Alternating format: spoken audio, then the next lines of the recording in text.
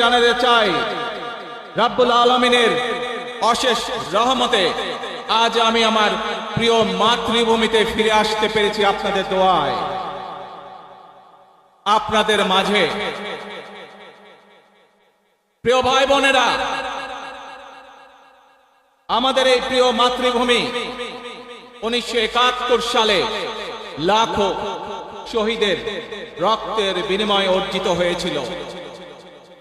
ঠিক একইভাবে 75-এ আবার 7ই নভেম্বর আধিপত্যবাদীদের হাত থেকে রক্ষার জন্য সেদিন সিপাহী জনতার বিপ্লবের মাধ্যমে আধিপত্যবাদের হাত থেকে দেশকে রক্ষা করা হয়েছিল।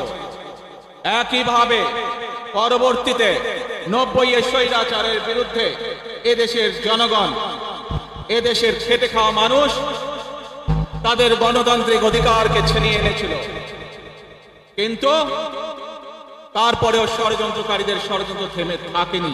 আমরা তারপর দেখেছি 2024 সালে, 71 সালে এই দেশের মানুষ যেমন স্বাধীনতা অর্জন করেছিল, 2024 সালে এদেশের ছাত্র জনতা সহ সর্বস্তরের মানুষ, কৃষক, শ্রমিক, গৃহবধূ, নারী, পুরুষ, মাদ্রাসার ছাত্র সহ দল মত নির্বিশেষে, শ্রেণী পেশা নির্বিশেষে সকল মানুষ সেদিন 2024 সালের 5ই আগস্ট এই দেশের স্বাধীনতা এবং সার্বভৌমত্বকে রক্ষা করেছিল।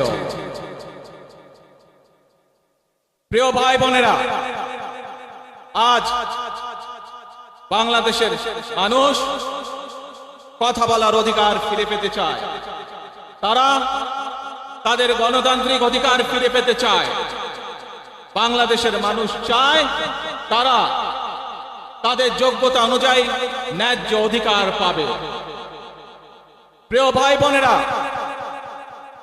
আজ আমাদের সময় এসেছে সকলে মিলে দেশ গড়া। এই দেশে যেমন পাহাড়ের মানুষ আছে, এই দেশে একইভাবে সমতলের মানুষ আছে। এই দেশে মুসলমান, বৌদ্ধ, খ্রিস্টান, হিন্দু সহ বিভিন্ন ধর্মের মানুষ বসবাস করে।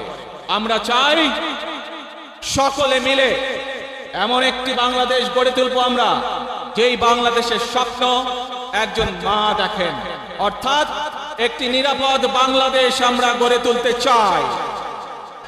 যে বাংলাদেশে একজন নারী, একজন পুরুষ, একজন শিশু যেই হোক না কেন